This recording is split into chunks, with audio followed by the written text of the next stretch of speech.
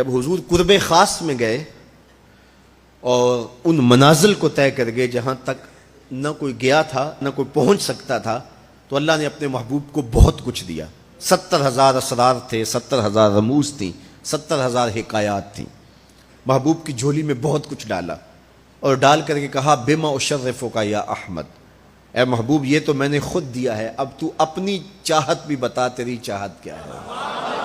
یہ مہمان نوازی کے تقاضے ہوتے ہیں نا، کہ سب کچھ پیش کرنے کے بعد بھی میزبان کہتا ہے کوئی اور، آپ کی کوئی پسند، تو یہ میزبانی کے تقاضے ہوتے ہیں۔ تو سب کچھ دینے کے باوجود جھولی میں ہر چیز ڈال دینے کے بعد کہا بما اشرفک یا احمد، پیارے بتائیے آپ کو کیا دیا جائے۔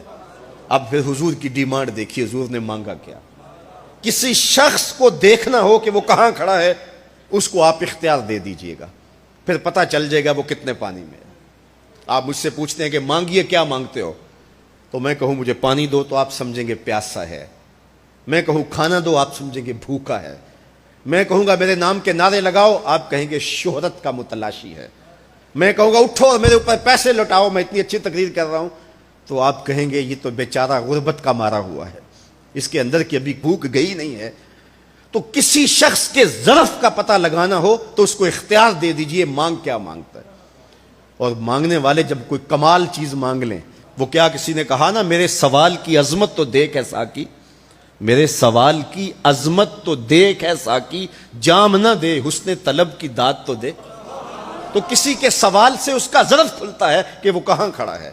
اب حضور کو اختیار دیا جاتا ہے محبوب مانگیے کیا مانگتے، مال و زر مانگا، دولت مانگی، یہ تو قدموں میں رلتے تھے حضور آنکھ اٹھا کے نہیں دیکھتے تھے، تو پھر مانگا کہا بنسبتی الیک بالعبودیہ، اے اللہ ساری زندگی میں کہتا رہا کہ تو میرا رب ہے۔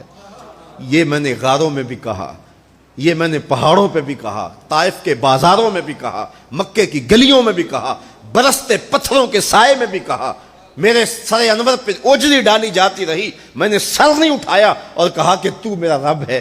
ساری زندگی میں نے کہا کہ تو میرا رب ہے، آج تو بھی تو کہہ دے کہ تو میرا بندہ ہے، مجھے عبد کہہ کے پکار۔